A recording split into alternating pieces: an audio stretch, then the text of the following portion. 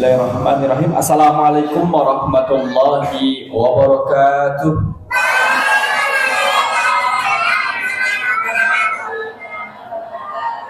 Alhamdulillah alladzi bi ni'matihi tatimmus shalihat. Asyhadu an la ilaha illallah wahdahu la syarikalah wa asyhadu anna Muhammadan abduhu wa rasuluh la nabiyya ba'dah. Allahumma salli wa sallim ala nabiyyina wa rasulina Muhammad sallallahu alaihi wasallam wa ala alihi wa ashabihi wa man tabi'ahu bi ihsani ila yaumiddin, amma ba'du.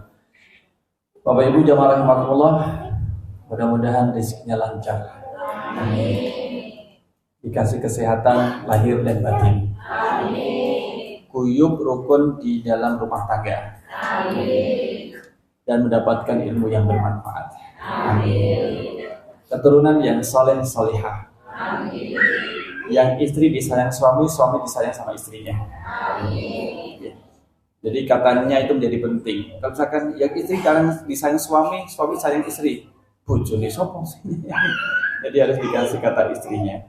Jamaah rahimakumullah, surah Al-Humazah yang akan kita pelajari pada malam kali ini. Ini adalah surah Al-Humazah, surah yang ke-104. 104, maka kita mulai dengan membaca bersama surah Al-Humazah 1 sampai yang ke-9. Nggih, moga kalau akan ta'awudz dan basmalah, moga. A'udzu billahi minasy syaithanir rajim.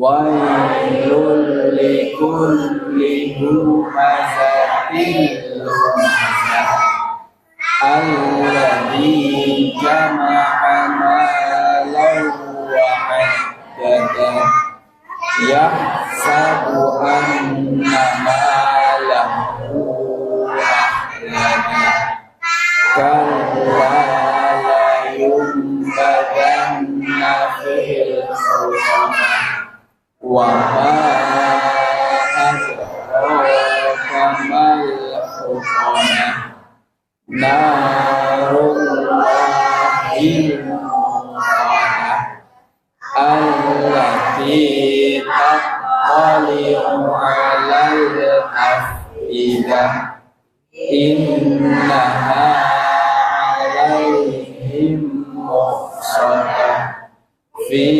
amadin mumaddadah. Insyaallah lebih efektif kalau ada LCD-nya yuk.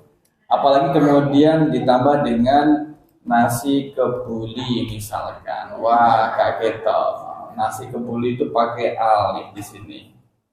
Nah, nasi kebuli. Wah, ini kayak apa? Kita lihat gambarnya. Wah, kan enak. Nah. Ireng. Ayam ireng. Ada juga nasi mandi. Oh, atus. Nasinya atus ini. Nasi mandi. Jadi nasi mandi. Ada nasi bukhari. Oh, nasi bukhari. Ada lagi toh? Tadi kita coba. Sogone talkis maksudnya.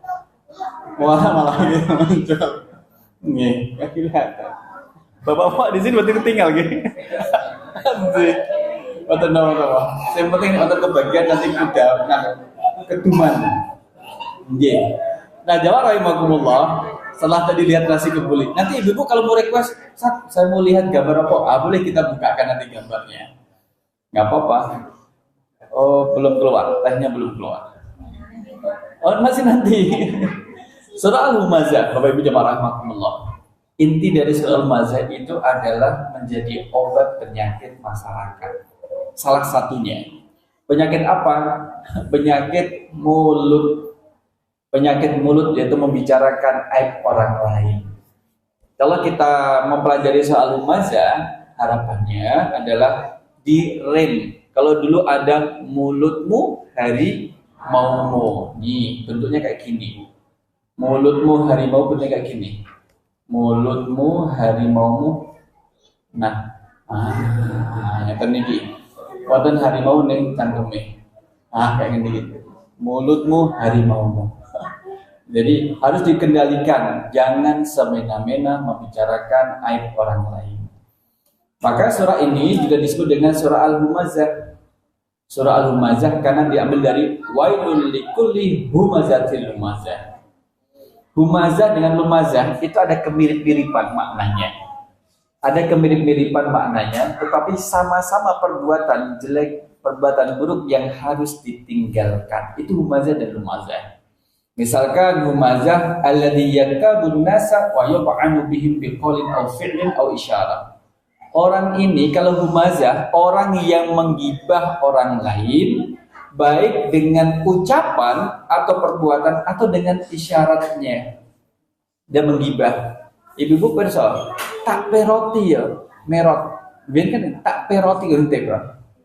Tak peroti, kemudian mulutnya sisih sebelah. Merot sisi sebelah itu menghina orang lain gitu.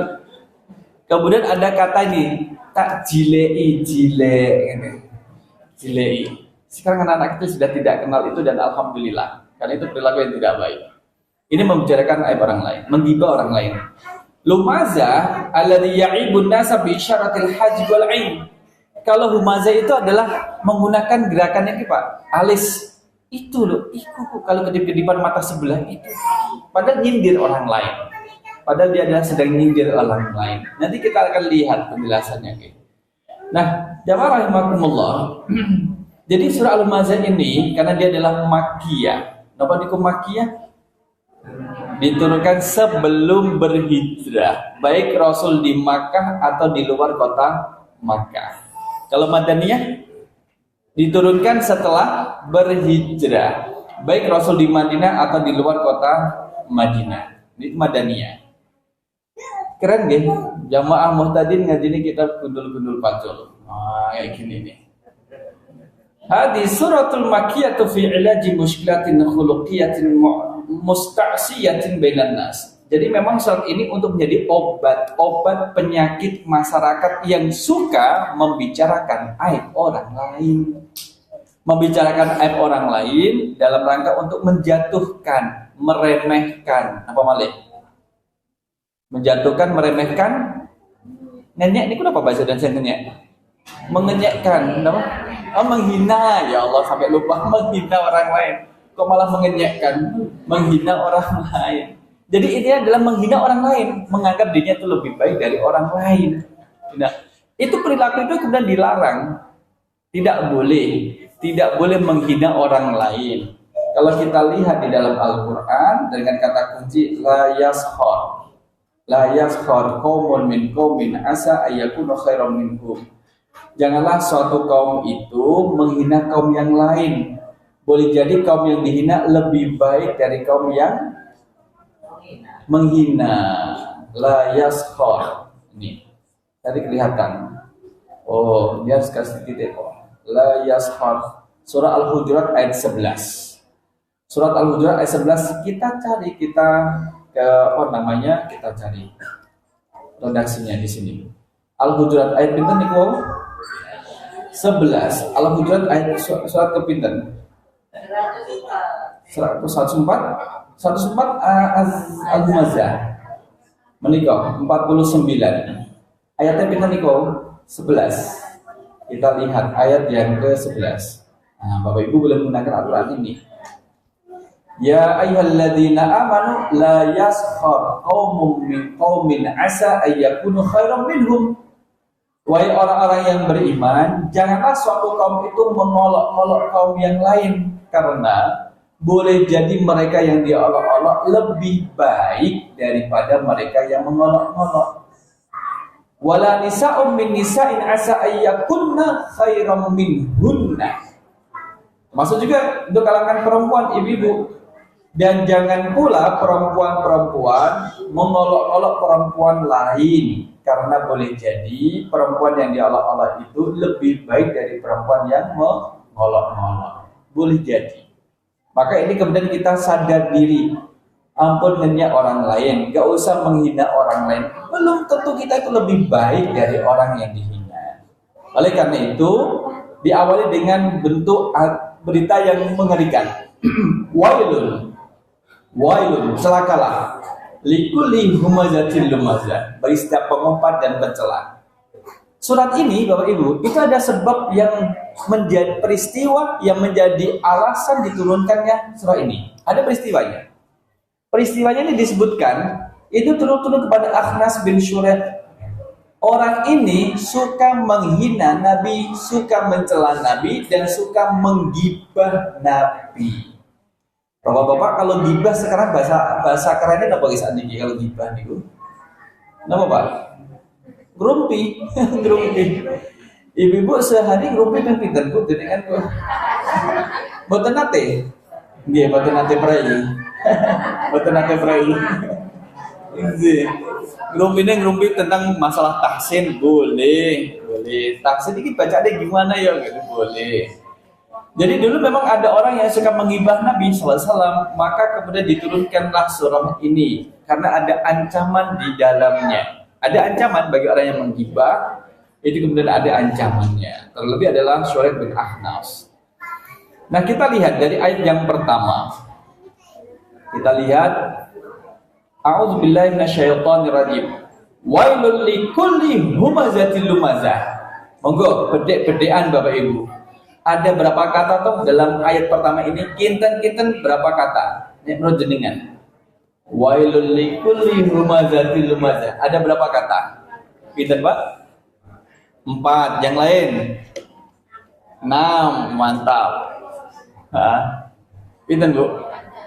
Gangsal. Okay. Pertama adalah wailun, satu kata. Yang kedua adalah li. Li itu satu kata, li. Kedua, yang ketiga kulli. Yang keempat humazah, yang kelima lumazah. Jadi ada 5 kata. Wailun, celakalah, likulli, bagi setiap orang yang humazatil lumazah, mengumpat dan mencela. Nah, pengumpat dan pencela, setiap orang yang mengumpat dan mencela itu dia celaka. Celaka Bapak Ibu, ciloko. Jadi Wail ini, ada berpendapat Wail itu adalah salah satu nama lembah di neraka, lembah Wail. Jadi dia adalah neraka. Orang yang mengumpat dan mencela itu tempatnya di neraka. Gitu, itu Wail. Wail itu bisa bermakna, itu kalau di akhirat gitu. Wailun kalau bermakna di dunia adalah kebinasaan. Wailul lil mutaffifin, celakalah bagi setiap orang yang mengurangi takaran dan timbangannya. Jadi nggak berkah. Orang yang mengumpat dan mencela itu nggak berkah. Hidupnya tidak berkah. Ada kata likulli Bapak Ibu. Tidak ada orang yang suka menghina orang lain itu selamat dari siksa Allah itu nggak mungkin. Nggak mungkin ada orang yang suka merendahkan orang lain kemudian di dunia itu selamat, nggak mungkin. Karena Allah sudah mengunci likulli bagi setiap. Ngeten.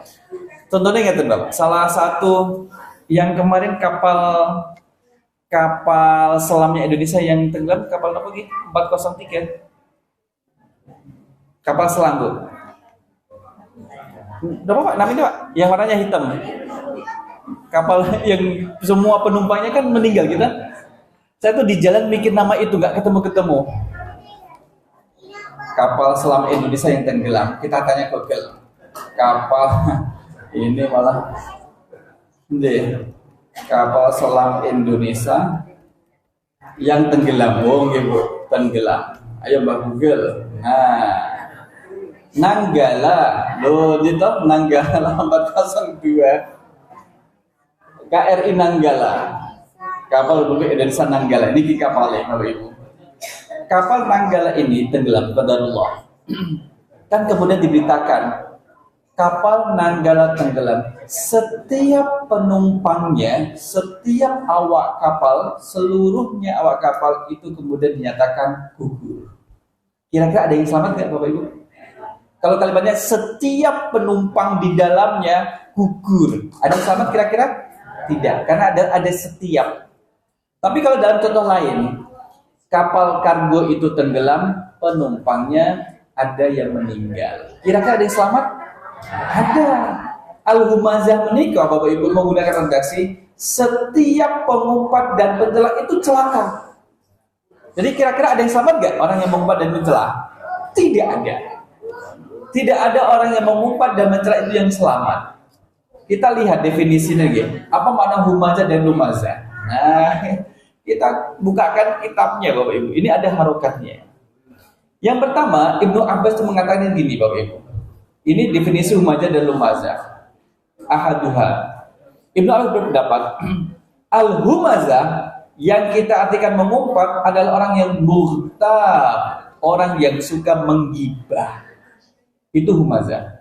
Lumazah ayyab, orang yang suka membicarakan aib orang lain. Gitu.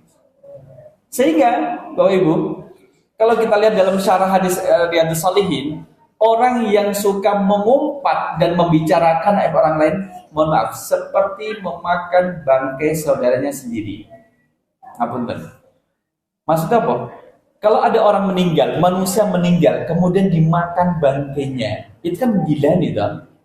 Artinya adalah orang yang digibah, yang bicarakan aibnya, itu tidak bisa membalas. Sebagaimana orang yang sudah meninggal, jangankan dimakan daging, loh, dicubit aja nggak bisa membalas. Itu orang meninggal. Betapa kemudian hinanya perbuatan mengumpat dan mencela. Abu Zaid pendapat kedua, humazah itu adalah orang yang mengumpat tapi dengan gerakan tangannya, menirukan dengan gerakan tangannya. Kalau lumazah, orang yang mengumpat dengan lisannya. Agak berbeda tak dengan sebelumnya? Yang ketiga, Abul Aliyah, humazah itu kalau membicarakan aib orang yang berhadap-hadapan. Kalau lumazah membicarakan aib orangnya, tapi orang yang dibicarakan tidak ada di depan. Tapi sama-sama membicarakan aib orang lain.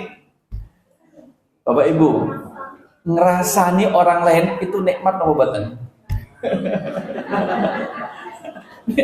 Rasanya orang lain itu nikmat. Nek dirasani orang lain nikmat apa boten?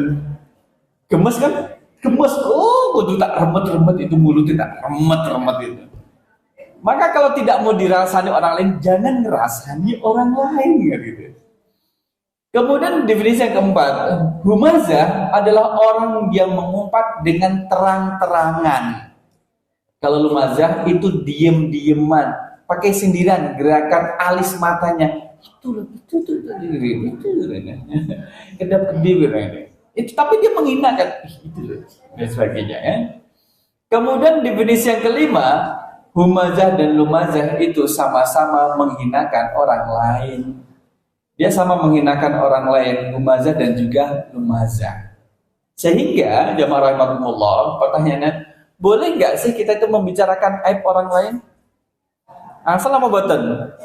Boleh, tapi dengan syarat. Syarat yang pertama, boleh menyebutkan aib orang lain jika tujuannya adalah meminta fatwa. Misalkan, bapak-bapak perso Hindun. Garwane sinten Pak Hindun menikah? Pak Hindun itu istri. Hindun itu istrinya Abu Sofyan. Kan biasanya nek nama-nama istri bapak-bapak lebih kuat tuh daya ingatnya, mengingat nama istri orang lain. Jadi Hindun itu adalah istrinya Abu Sofyan. Tapi ini setelah masuk Islam. Kalau sebelum masuk Islam, Abu Sofyan itu memusuhi Nabi, menyebar fitnah di Makkah. Hindun itu pernah mendatangi Nabi, suami saya, Nabi gitu, boleh nggak saya mencuri uangnya? Kalau Nabi Muhammad dimintain nasihat, boleh nggak saya mencuri uangnya Nabi, mencuri uang suami saya? Kira-kira Nabi ngasih jawaban atau tidak? Tidak, karena tidak menyebutkan alasannya. Maka Hindun mengatakan, Nabi, suami saya orangnya pelit, medit, namanya pelit, medidil, medidil gitu. Maka selamanya itu kan aib, Bapak Ibu. Itu aib bagi suaminya Hindun. Tapi Hindun menyebutkan aib suaminya dalam rangka minta fatwa kepada Nabi. Boleh nggak saya mengambil uangnya Nabi? Jadi Abu Sofyan itu orangnya yang pelit, medit, perhitungan ngintrit berapa ya? Nek ngasih uang tuh Bu, iki uang 10 juta, monggo ditampi. Ibu kan seneng. Nek dikasih uang 10 juta seneng apa buatan Bu? Seneng ke 10 juta, tapi kaki rong tahun dia. Kaki rong tahun. La ilaha. Jadi, Bu tadi beli cabai pinten? 10.000 Pak. Lah kok 10.000? Bu ditawar 5.000. Saya cabai ditawar. Belanja dinten niki kelas pinten Bu? 3.000. Lah kok entek akeh? Ora iso diurut to 8.000 ngono kuwi. Ah, ini supaya lelaki suaminya medit. Pelit. Maka Hindun menyebutkan aib suaminya agar Rasul itu bisa memberi jawaban, kenapa kamu kok ingin mengambil uang suamimu wahai Hindun? Karena dia itu pelit Nabi. Dia itu pelit, medit Nabi. Boleh nggak saya mengambil uangnya? Ah, kita ngeten niku Pak. Boleh apa mboten Pak? Oh malah ibu yang jawab. Nggih. Saya salah tanya. Boleh apa mboten Bu? Boleh. Nggih, monggo. Sing penting jenengan itu ngertos teng pundi Bapak nyimpen hartane. Tempat yang biasa dipakai bapak-bapak nyimpen duit adalah dikatakan apa sah? Satu neng peci sebelah kene, siji. Nek bapak sering pakai ikat pinggang, di dalam ikat pinggang ada resletingnya, jadi kan buka. Itu nomor kali. Nomor telu di dalam sepatu nek jero gue. Nomor papat, nanti ketahuan semuanya ya. Belakang dicari. Nah, Rasul memberi jawaban. Jika yang diambil untuk memenuhi kebutuhan pokok rumah tangga, boleh secukupnya. Misalkan untuk sandang, pangan, papan. Untuk beli pakaian biar kemudian tidak kedinginan, boleh sebatas untuk membeli pakaian menghangatkan badan atau menutup aurat. Pangan adalah dipakai untuk membeli sembako, 9 bahan pokok agar keluarganya bisa makan. Kemudian ketiga, papan, tempat tinggal, mungkin perlu untuk bayar kontrakan, ngisi token listrik, apa malih, bayar internet, itu kan kebutuhan pokok, boleh. Karena itu mau nggak mau harus dibayar oleh suami. Dan memberi nafkah kepada keluarga, itu kewajiban sinten? Suami. Kewajiban suami. Nek boten siap nafkahi keluarga, ampun dados suami. Tadi harus dibantu. Nah itu jadi kewajiban Bapak Ibu jamaah rahimakumullah. Tetapi nek ibu-ibu ngambil dalam rangka bukan untuk kebutuhan pokok, kangge nopo Bu? Kangge perawatan, skincare, nyalon, massage, rebonding, apa malih? Spa, sauna, ngeluruske ide, apa malih? Itu kebutuhan tersier. Itu malah tidak boleh.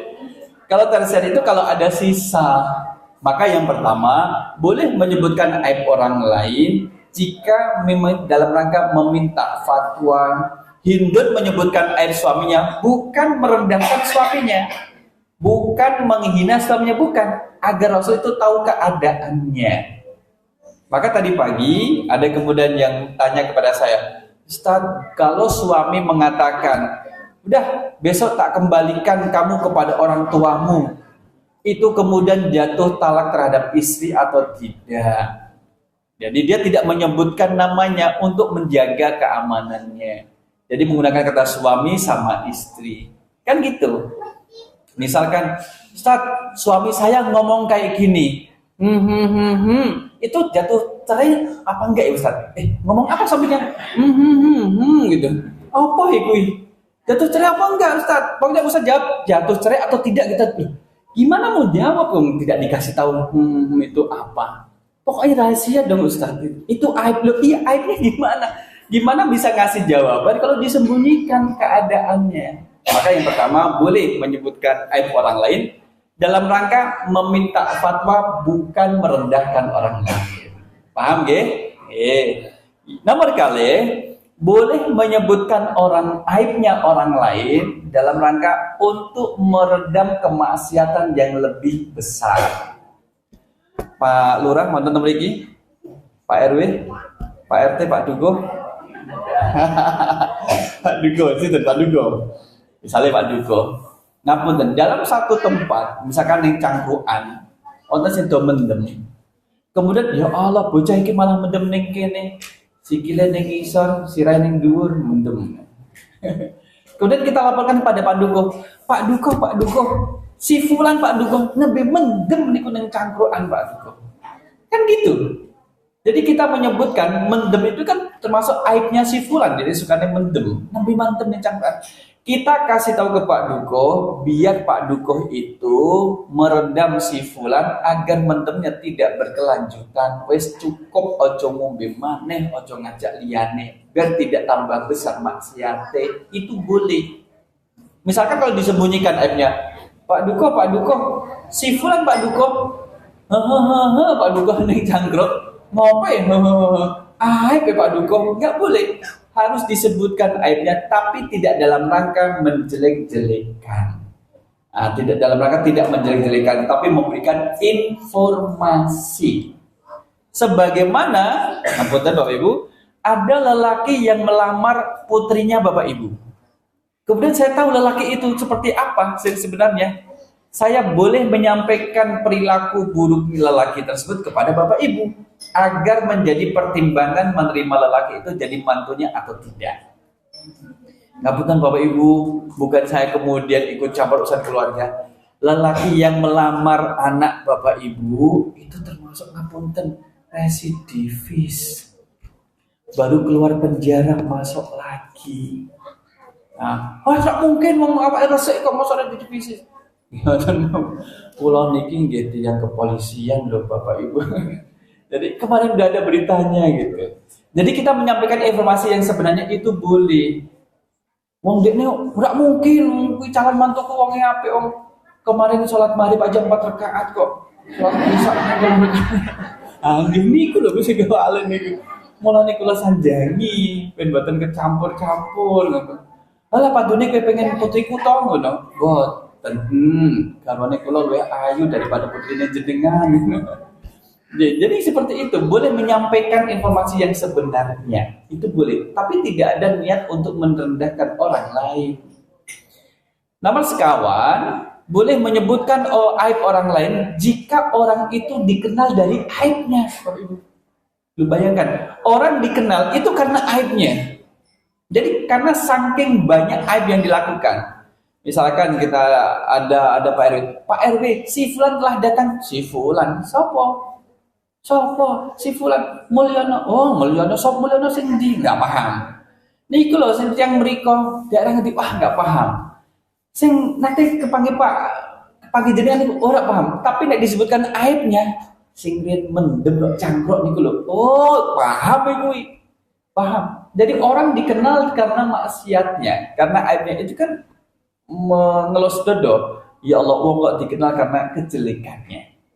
Misalkan kalau Bapak Ibu disebut dengan Abu Lahab, yang terbayang di benak jenengan apa? Abu Lahab itu sinten, Pak? Sinten. Abu Lahab. Apa yang dilakukan dengan Nabi? Yang dilakukan apa dengan Nabi?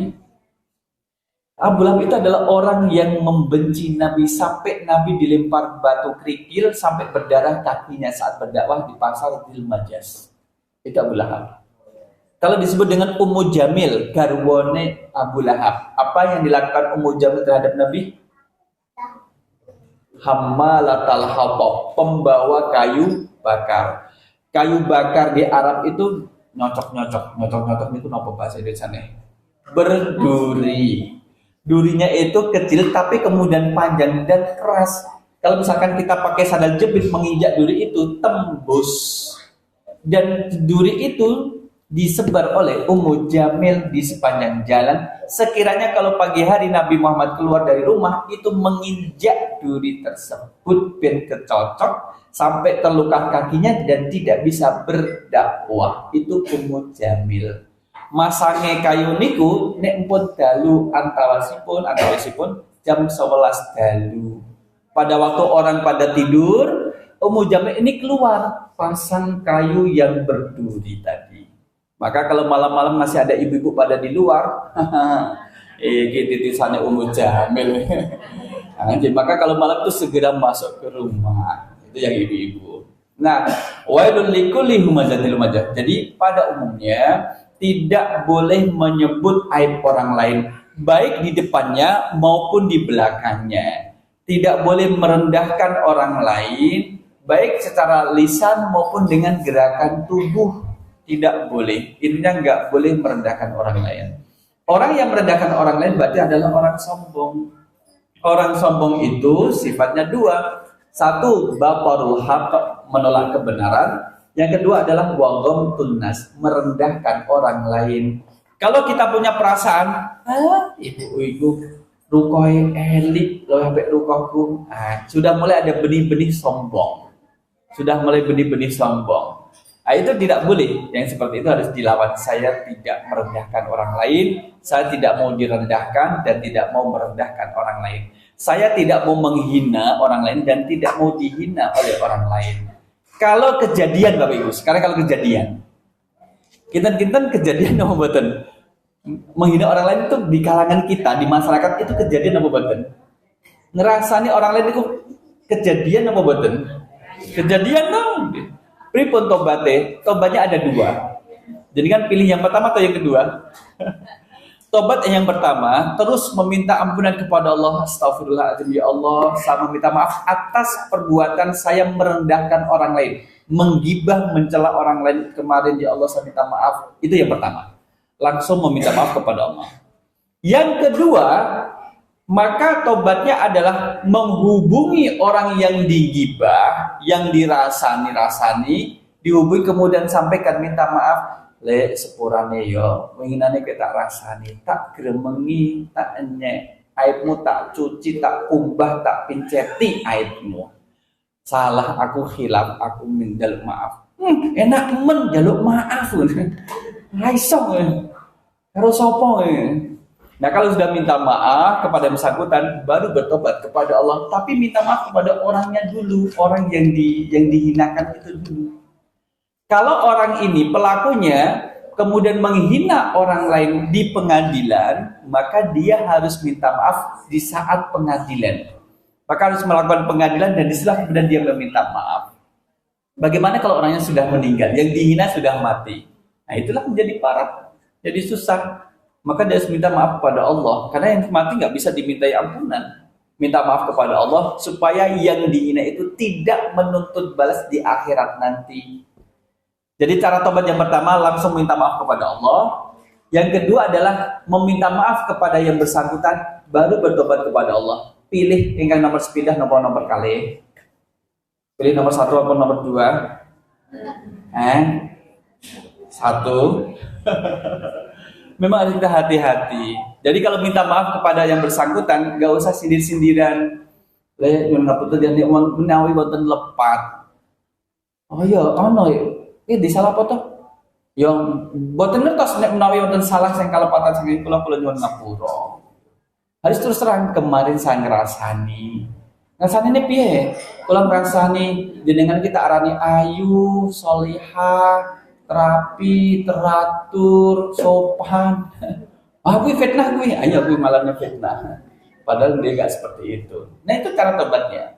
Kaitannya dengan ayat kedua, orang yang suka mengumpat dan mencela. Kalau ayat pertama kan dipuji sama Allah, celaka. Orang itu enggak akan bahagia di dia akhirat. Harus minta maaf mungkin selama masih ada di dunia ini.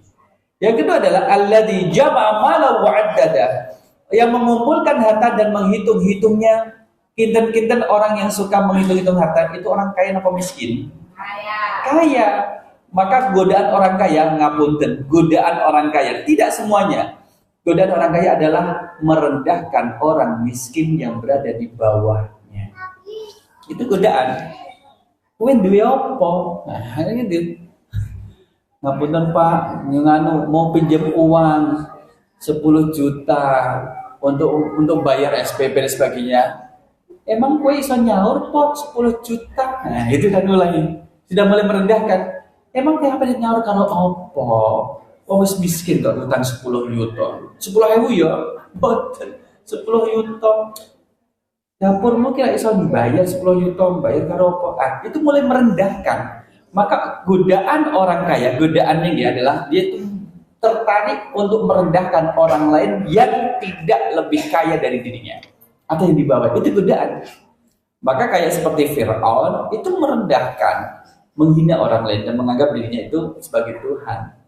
Jadi itu memang godaan Bapak Ibu. Kalau misalkan Allah memberikan kita kecukupan, maka dengan surah Al-Humazah ini Jangan ya dik, jangan merendahkan orang lain.